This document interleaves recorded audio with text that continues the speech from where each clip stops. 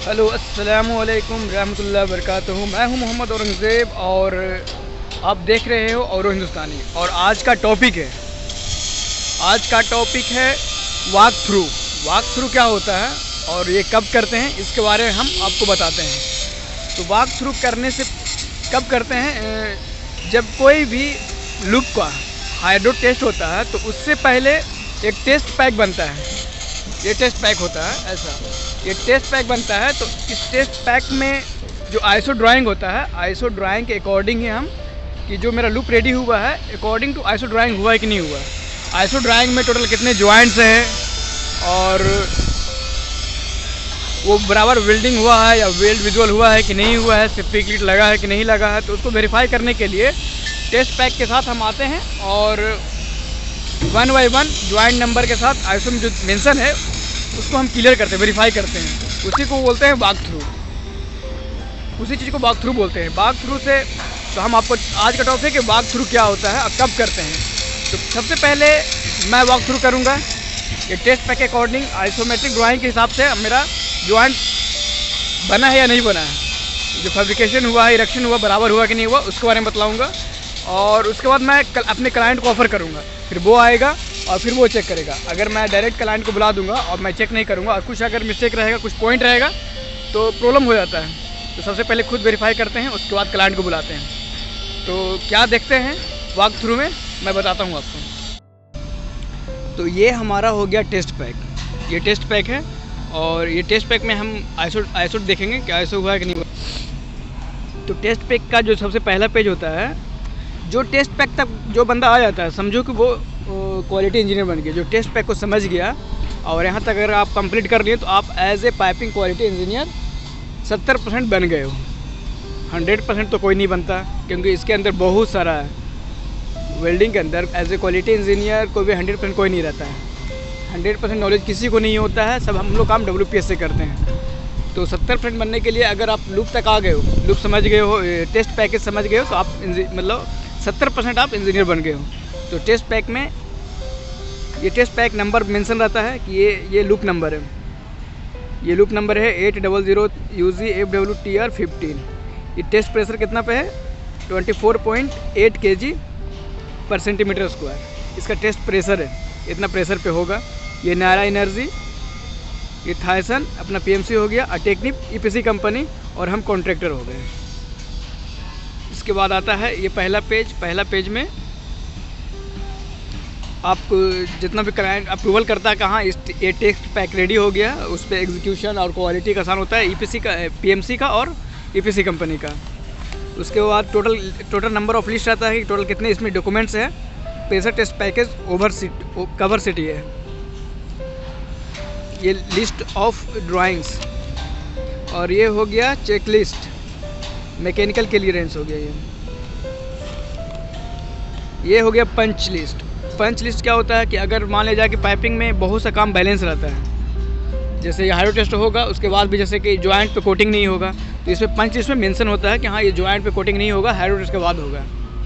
तो ये पंच लिस्ट होता है, जो पॉइंट आता है वो पॉइंट दे देते हैं। सिर्फ वेल्डिंग का कोई पॉइंट नहीं होना चाहिए, हाइड्रो टेस्ट से पहले क्लियर कर देना है।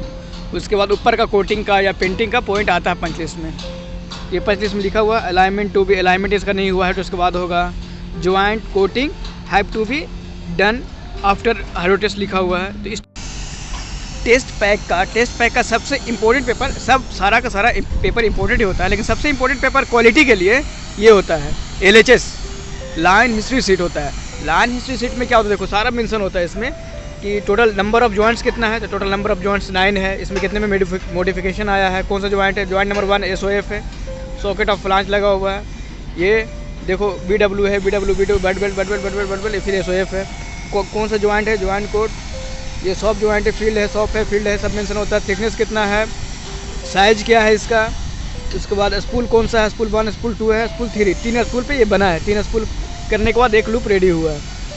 ये रिपोर्ट नंबर मेंशन रहता है, इसका पूरा, इसका नाम ही है लाइन हिस्ट्री सीट, इसका पूरा हिस्ट्री निकल जाता है। टोटल कब जॉइंट हुआ, कितना में हुआ, रिपोर्ट नंबर क्या है, कौन सा बिल्डर मारा है। देखो बिल्डर नंबर 3 का ये जॉइंट है, बिल्डर नंबर 4 का ये जॉइंट है, इसका बिल्डर नंबर 8 है। मतलब 3-4 बिल्डर मिल के ये टोटल 9 जॉइंट मारा है। तो हर एक जॉइंट पे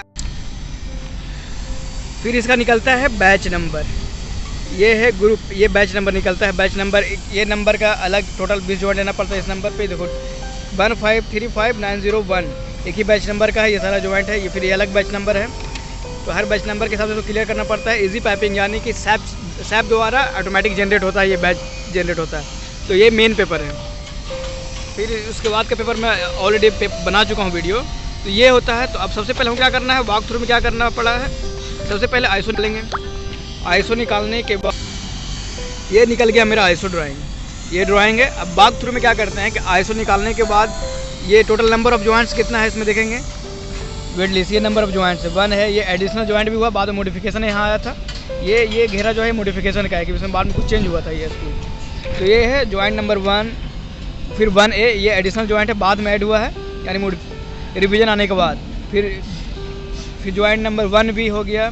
ये जॉइंट नंबर ऐसे मैच कराते हैं। ये जो ड्राइंग में जो आईएसओ मेरा जॉइंट नंबर दिया हुआ, वही ड्राइंग हम स्कूल में चेक करेंगे कि हाँ स्कूल में बराबर है कि नहीं है। तो ये है, तो उसके हिसाब से हम मिलाएंगे कि टोटल नंबर ऑफ जॉइंट्स के टोटल 9 है। एडिशनल जॉइंट वगैरह जोड़ जाड़ के 9 जॉइंट है टोटल।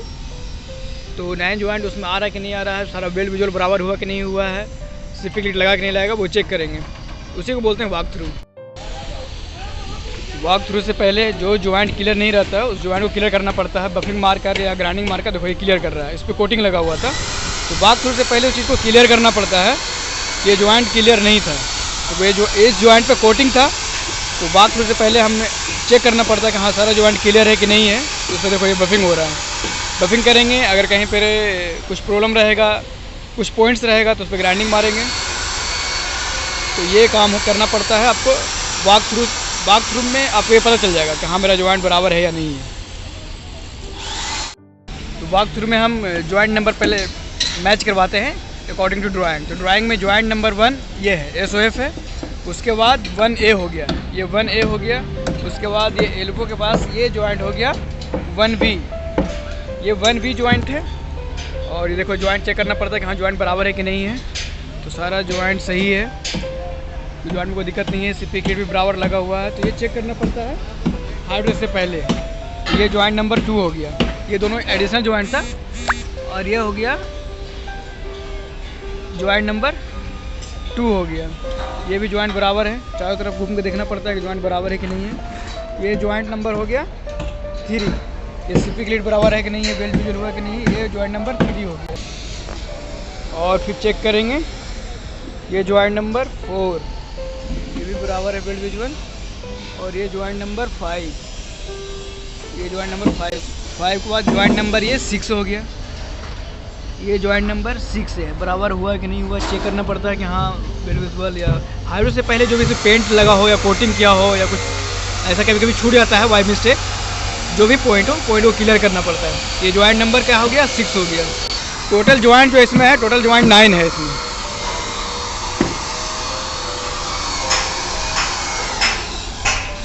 जॉइंट नंबर 6 हो गया था। और ये सिपिक लीड ओके, जॉइंट नंबर 7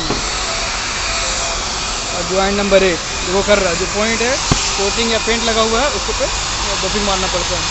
तो सिपिक लीड हो गया। और ये जॉइंट नंबर 8 हो गया, ये जॉइंट नंबर 8 हो गया।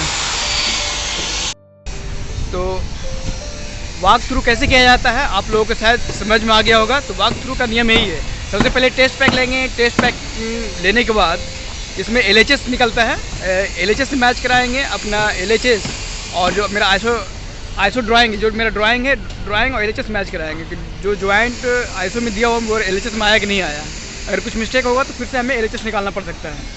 दोनों मैच हो जाएगा। तो मैच होने के बाद जो मेरा जॉब है, जो मेरा प्रोजेक्ट है, जो मेरा साइट है, ऑब्जेक्ट जो मेरा है, तो अपने ऑब्जेक्ट पे जाएंगे यानी कि लूप फाइल पे जाएंगे और लूप फाइल से 1 बाय 1 मैच कराएंगे।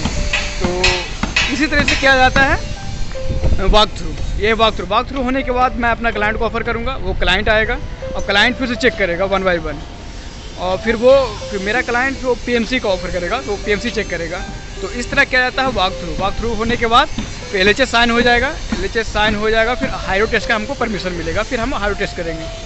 तो ऐसे किया जाता है वॉक थ्रू। कैसा लगा वीडियो बताओ आप।